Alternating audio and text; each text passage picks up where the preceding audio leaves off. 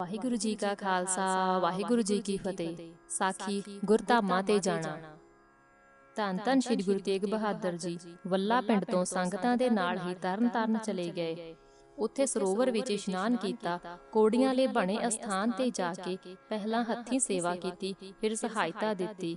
ਮਾਤਾ ਭਾਨੀ ਜੀ ਦੇ ਖੂਹ ਤੇ ਵੀ ਸ਼ਰਧਾ ਦੇ ਫੁੱਲ ਚਾੜਨ ਲਈ ਗਏ। ਉੱਥੋਂ ਖਡੂਰ ਸਾਹਿਬ ਗਏ ਅਤੇ ਉਹਨਾਂ ਸਭ ਥਾਵਾਂ ਤੇ ਜਿੱਥੇ ਗੁਰੂ ਅੰਗਦ ਜੀ ਟਿਕਦੇ ਸਨ ਜਾ ਕੇ ਦੀਵਾਨ ਸਜਾਏ। ਖਡੂਰ ਸਾਹਿਬ ਵਿੱਚ ਬਾਬਾ ਦੁਆਰਕਾ ਦਾਸ ਜੀ, ਜਿਨ੍ਹਾਂ ਬਾਬਾ ਬਕਾਲਾ ਵਿਖੇ ਪੁੱਜ ਦੁਬਿਧਾ ਦੂਰ ਕਰਨ ਵਿੱਚ ਹਿੱਸਾ ਪਾਇਆ ਸੀ, ਆਪੋਂ ਆਏ ਤੇ ਆਦਰ ਨਾਲ ਆਪ ਨੂੰ ਗੋਇੰਦਵਾਲ ਸਾਹਿਬ ਲੈ ਗਏ। ਸੰਗਤਾਂ ਦਾ ਹੜ ਹੀ ਉਮੜ ਪਿਆ ਲੱਗਦਾ ਸੀ। ਗੋਇੰਦਵਾਲ ਸਾਹਿਬ ਆਪ ਜੀ ਪੋਹ ਦੀ ਮੱਸਿਆ ਨੂੰ ਪੁੱਜੇ। ਕੁਝ ਕੁ ਦਿਨ ਦੀਵਾਨ ਸਜਦੇ ਰਹੇ। ਫਿਰ ਆਪ ਜੀ ਨੇ ਮਾਲਵਾ ਦੇ ਲੱਖੀ ਜੰਗਲ ਵੱਲ ਜਾਣ ਦਾ ਵਿਚਾਰ ਦੱਸਿਆ। ਗੋਇੰਦਵਾਲ ਹੀ ਸਨ ਕਿ ਭਾਈ ਮੂਲ ਚੰਦ ਦਾ ਬੇਟਾ ਰਗਪਤ ਰਾਏ ਖੇਮ ਕਰਨ ਆਪਣੇ ਨਗਰ ਲੈ ਗਿਆ। ਸਿੱਖ ਕਿੰਨੀ ਸ਼ਰਧਾ ਦ੍ਰਿੜਾਉਣ ਲੱਗ ਪਏ ਸਨ ਕਿ ਇੱਕ ਸਿੱਖ ਭਾਈ ਧਿਆਨਾ ਜੀ ਨੇ ਇੱਛਾ ਪ੍ਰਗਟਾਈ ਸੀ ਕਿ ਇੰਨੀ ਮਿਹਰ ਕਰ ਜਾਓ ਕਿ ਉਹ ਉਸੇ ਵੇਲੇ ਪ੍ਰਾਣ ਤਿਆਗ ਦੇਵੇ ਜਦ ਗੁਰੂ ਜੀ ਜੋਤੀ ਜੋਤ ਸਮਾਉਣ।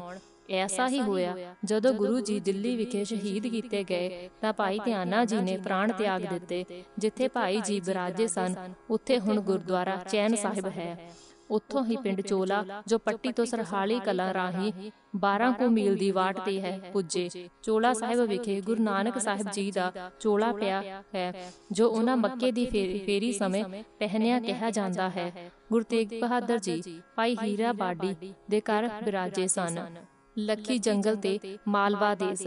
ਗੋਇੰਦਵਾਲ ਸਾਹਿਬ ਵਾਪਸ ਆ ਕੇ ਬਿਆਸਾ ਪਾਰ ਕਰਕੇ ਸੁਲਤਾਨਪੁਰ ਤੋਂ ਹੁੰਦੇ ਹੋਏ ਆਪ ਜੀ ਮਾਲਵਾ ਦੇਸ ਜਾ ਵਿਚਰੇ। ਮਹਿਮਾ ਪ੍ਰਕਾਸ਼ ਦਾ ਕਹਿਣਾ ਹੈ ਕਿ ਗੁਰੂ ਜੀ ਨੇ ਲੱਖੀ ਜੰਗਲ ਜਾਣ ਦਾ ਮਨ ਬਣਾ ਲਿਆ ਸੀ। ਉਸ ਦੇ ਦੋ ਕਾਰਨ ਦਿੱਤੇ ਹਨ। ਇੱਕ ਤਾਂ ਸਿੱਖਾਂ ਦੀ ਸ਼ਰਧਾ ਪੂਰੀ ਕਰਨੀ ਸੀ ਅਤੇ ਦੂਜੇ ਜੋ ਕੱਲੇ ਉੱਠੀ ਸੀ ਉਹ ਸਮੇਂ ਦੇ ਲੰਘਣ ਨਾਲ ਘਟ ਜਾਵੇ। ਦੋ ਕਾਰਨ ਹੋਰ ਵੀ ਦਿਸ ਆਉਂਦੇ ਹਨ।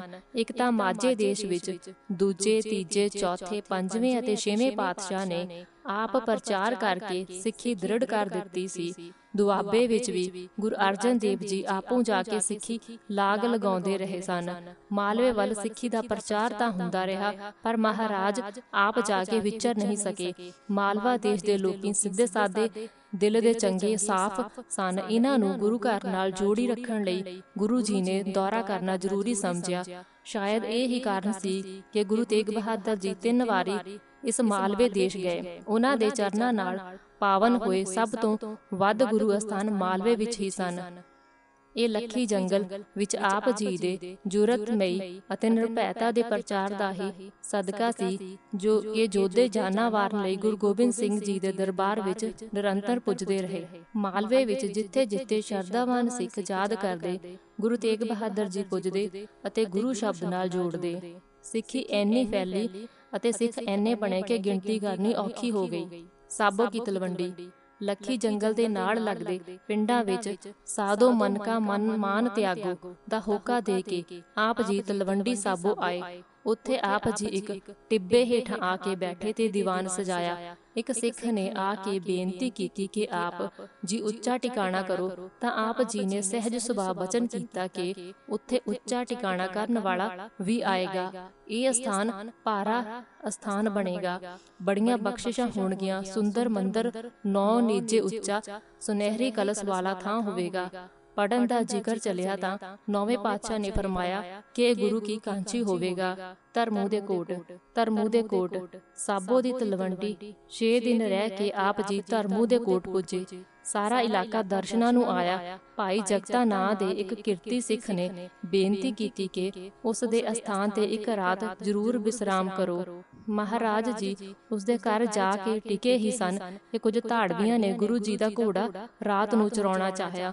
ਉਹਨਾਂ ਵਿੱਚੋਂ ਹੀ 2 ਨੇ ਜਦ 2 ਸ਼ੇਰਾਂ ਨੂੰ ਤਾਲਾਬ ਵਿੱਚੋਂ ਇਸ਼ਨਾਨ ਕਰਨ ਉਪਰੰਤ ਗੁਰੂ ਟਿਕਾਣੇ ਦੀ ਰਾਖੀ ਕਰਦੇ ਅਤੇ ਪਰਿਕਰਮਾ ਕਰਦੇ ਡਿੱਠਾ ਤਾਂ ਉਹ ਅਜ਼ਮਤ ਦੇਖ ਮੁੜ ਗਏ, ਪਰ ਦੂਜੇ ਨੇ ਚੁਰਾ ਹੀ ਲਿਆ। ਘੋੜਾ ਦੌੜਾ ਕੇ ਉਹ ਲੈ ਗਏ, ਪਰ ਪਰ ਡਰ ਪਿੱਛਾ ਨਾ ਛੱਡੇ। ਆਖਰ ਇੱਕ ਢਾਬ ਸੀਤਲਸਰ ਪਾਣੀ ਪੀਣ ਲਈ ਰੁਕੇ ਤਾਂ ਪਕੜੇ ਗਏ। ਮਹਾਰਾਜ ਦੇ ਹਜ਼ੂਰ ਪੇਸ਼ ਕੀਤਾ ਤਾਂ ਆਪ ਜੀ ਨੇ ਖਿਮਾ ਬਖਸ਼ੀ ਅਤੇ ਕਿਹਾ ਕਿ ਤੁਸੀਂ ਕੈਸੇ ਇਨਸਾਨ ਹੋ ਜੋ ਫਕੀਰਾਂ ਦੀਆਂ ਗੋਦੜੀਆਂ ਵੀ ਨਹੀਂ ਛੱਡਦੇ।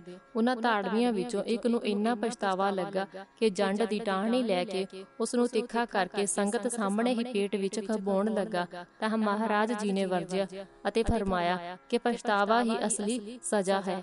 ਉਹ ਚਰਨੀ ਡੱਠਾ, ਜੰਡ ਹਰੀ ਹੋ ਗਈ ਅਤੇ ਹੁਣ ਗੁਰਦੁਆਰਾ ਸੂਲੀਸਰ ਕਰ ਕੇ ਜਾਣਿਆ ਜਾਂਦਾ ਹੈ। ਦੂਜੇ ਨੇ ਕੰਡਿਆਲੀ ਸੇਜ ਕਰਕੇ ਜਾਨ ਦੇ ਦਿੱਤੀ। ਸੂਲੀਸਰ ਨੂੰ ਹੀ ਦਮਦਮਾ ਦੀ ਡਿਓੜੀ ਕਹਿੰਦੇ ਹਨ। ਜੋ ਦਮਦਮਾ ਸਾਹਿਬ ਦੇ ਦਰਸ਼ਨਾਂ ਨੂੰ ਜਾਂਦੇ ਹਨ ਉਹ ਟਾਲਾ ਸਾਹਿਬ ਤੇ ਸੂਲੀਸਰ ਦੀ ਯਾਤਰਾ ਜ਼ਰੂਰ ਕਰਦੇ ਹਨ। ਆਪ ਜੀ ਬਛੋਆਨ ਚਰਨ ਪਾਏ ਸ਼ਬਦ ਦੀ ਟੇਕ ਦਾ ਉਪਦੇਸ਼ ਦਿੱਤਾ। ਗੋਬਿੰਦਪੁਰ ਬਛੋਆਨ ਨੇ ਤੋਂ ਗੋਬਿੰਦਪੁਰ ਦਾ ਟਿਕਾਣਾ ਕੀਤਾ।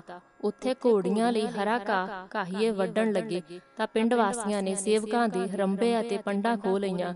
ਮਾਨਮੁਖ ਜਾਣ ਗੁਰੂ ਜੀ ਅਗਲੇ ਪਿੰਡ ਸਿੰਘਰੇੜੀ ਜਾ ਟਿਕੇ। ਪਿੰਡ ਵਾਸੀਆਂ ਨੇ ਤਨੋ ਮਨੋ ਸੇਵਾ ਕੀਤੀ।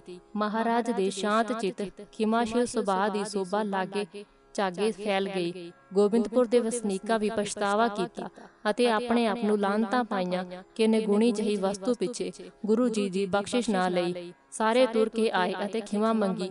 ਪਿੰਡ ਵੱਲੋਂ 7 ਭੂਰੇ 2 ਘੜੇ ਘਿਓ ਅਤੇ ਇੱਕ ਤੁਰੀ ਚੰਗੀਰੀ ਘੋੜੀ ਭੇਟ ਵਜੋਂ ਲੈ ਕੇ ਹਾਜ਼ਰ ਹੋਏ। ਗੁਰੂ ਜੀ ਨੇ ਆਪਣੇ ਸੁਭਾਅ ਅਨੁਸਾਰ ਖਿਮਾ ਬਖਸ਼ੀ। ਮੀਰ ਸਾਹਿਬ ਪਿਛਲੇ ਸਾਰੇ ਸਫ਼ਰ ਵਿੱਚ ਭਾਈ ਰਾਮਦੇਵ ਨਾਂ ਦਾ ਇੱਕ ਸਿੱਖ ਦਿਨ ਰਾਤ ਦੀ ਪਰਵਾਹ ਨਾ ਕਰਦੇ ਸੇਵਾ ਕਰ ਰਿਹਾ ਸੀ। ਖਾਸ ਕਰ ਜਲ ਢੋਣ, ਛਿੜਕਾਉਣ ਅਤੇ ਪਿਲਾਉਣ ਦੀ ਸੇਵਾ ਬਹੁਤ ਕਰਦਾ ਸੀ।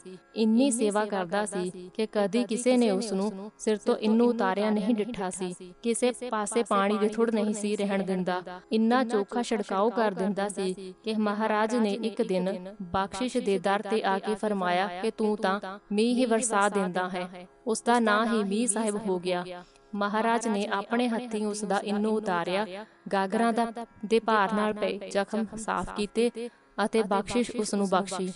ਉਸ ਨੂੰ ਇੱਕ ਨਗਾਰਾ, ਝੰਡਾ, ਸੇਲੀ ਤੇ ਇੱਕ ਬੇਲ ਦੱਖਣੀ ਦੇ ਕੇ ਹੁਕਮ ਕੀਤਾ ਕਿ ਨਗਾਰੇ ਨੂੰ ਬੈਲ ਤੇ ਰੱਖ ਕੇ ਪਿੰਡ ਹੁਣ ਨਾਮ ਵੰਡੋ ਅਤੇ ਸੰਗਤਾਂ ਨੂੰ ਵੀ ਸੇਵਾ ਦੀ ਮਹੱਤਤਾ ਦ੍ਰਿੜ ਕਰਵਾਓ। ਤਮਤਾਨ ਸਾਹਿਬ ਮਾਲਵੇ ਦਾ ਇੱਕ ਪ੍ਰਸਿੱਧ ਗੁਰੂ ਅਸਥਾਨ ਵੀ ਬਣ ਗਿਆ। ਗੁਰੂ ਤੇਗ ਬਹਾਦਰ ਜੀ ਹਰ ਪ੍ਰਚਾਰ ਦੌਰੇ ਸਮੇਂ ਤਮਤਾਨ ਸਾਹਿਬ ਗਏ। ਪਹਿਲੀ ਵਾਰੀ ਜਦ ਦਿੱਲੀ ਬੁਲਾਏ ਗਏ ਤਾਂ ਆਪ ਜੀ ਤਮਤਾਨ ਹੀ ਸਨ। ਤਮਤਾਨ ਸਾਹਿਬ ਵਿੱਚ ਉਸ ਕਿਰਪਾਨ ਦੇ ਵੀ ਦਰਸ਼ਨ ਹੁੰਦੇ ਹਨ ਜਿਸ ਨੂੰ ਗੁਰੂ ਗੋਬਿੰਦ ਸਿੰਘ ਜੀ ਨੇ ਆਪਣੇ ਗਾਤਰੇ ਵਿੱਚੋਂ ਉਤਾਰ ਕੇ ਬਾਬਾ ਬੰਦਾ ਸਿੰਘ ਜੀ ਨੂੰ ਦੇਣਾ ਚਾਹਿਆ, ਪਰ ਖਾਲਸੇ ਨੇ ਪੰਥ ਦਾ ਹੱਕ ਹੈ ਆਖ ਕੇ ਨਹੀਂ ਸੀ ਦੇਣ ਦਿੱਤੀ। ਜੇਕਰ ਤੁਹਾਨੂੰ ਸਾਡੀ ਇਹ ਵੀਡੀਓ ਪਸੰਦ ਆਈ ਤਾਂ ਇਸ ਨੂੰ ਵੱਧ ਤੋਂ ਵੱਧ ਲਾਈਕ, ਸ਼ੇਅਰ ਅਤੇ ਸਬਸਕ੍ਰਾਈਬ ਕਰਿਓ। ਵਾਹਿਗੁਰੂ ਜੀ ਕਾ ਖਾਲਸਾ, ਵਾਹਿਗੁਰੂ ਜੀ ਕੀ ਫਤਿਹ।